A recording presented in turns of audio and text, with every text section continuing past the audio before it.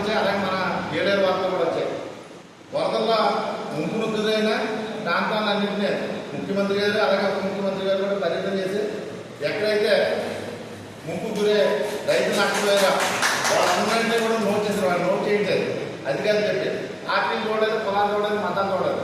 ఏ రైతు అయితే దెబ్బతిన్నాడో ఎక్కడ పొలాలు అయితే ముందుకుపోయా ఆ పొలాలన్నింటినీ కూడా ముంపు ప్రాంత పొలాలను నోట్ చేసి వాళ్ళందరికీ కూడా ఎకరానికి 10,000 రూపాయలు ఇమీడియట్ 15 రోజులు లోపల వేసారు. మీకు కావాలంటే అంటే మన ఊళ్ళో మొలగపూడి ఉండొచ్చు, లేకపోతే రాయపూడి ఉండొచ్చు.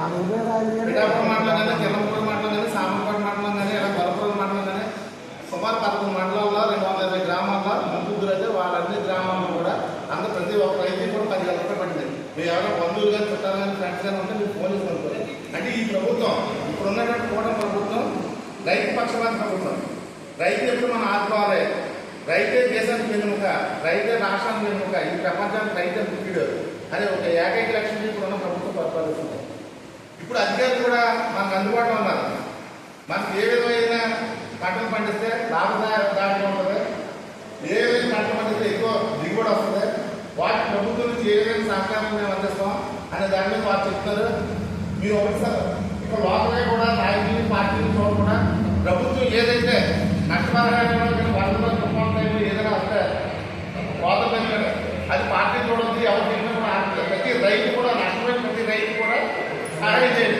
ఒక నష్టపోయిన రైతు కూడా అవసరమైతే సహాయం చేయండి. కానీ ఎవరు కూడా నష్టపోయిన రైతు చెప్పు ఆ చెప్పు ఏం చెప్పి మీకు అన్యాయం చేయాలి కూడా వాళ్ళు చూడాల్సింది. పోయిన పొలపంలో సంచి డబ్బులు వేయలేదండి. పోయిన పొలపంలో రాజేటప్పుడు సంచి ఖర్చు డబ్బులు వేయలేదండి. అంతేకాకుండా వాళ్ళకి ఏ విధంగా ప్రభుత్వం నుంచి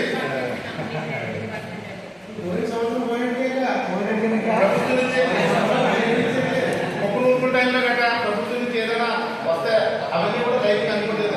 అలాగే మార్కెటింగ్ శాఖ నుంచి కూడా వాళ్ళ భర్తలు చేస్తాం అంటున్నారా. ఇంకో విషయం ఏంటంటే మార్కెట్ కమిటీ చైర్మన్ చేసిన నాకు తెలుసు, అది తక్కువ సమయం చేసిన మార్కెట్ కమిటీలో భర్త ఉంటాయి. మన రైతు కుటుంబంలో వర్షం టైంలో మనం భర్త తెచ్చుకోవచ్చు. అక్కడ మన సంపం పెట్టి ఆధార్ కార్డు పాస్బుక్ ఇచ్చి మన భర్త తెచ్చుకోవచ్చు.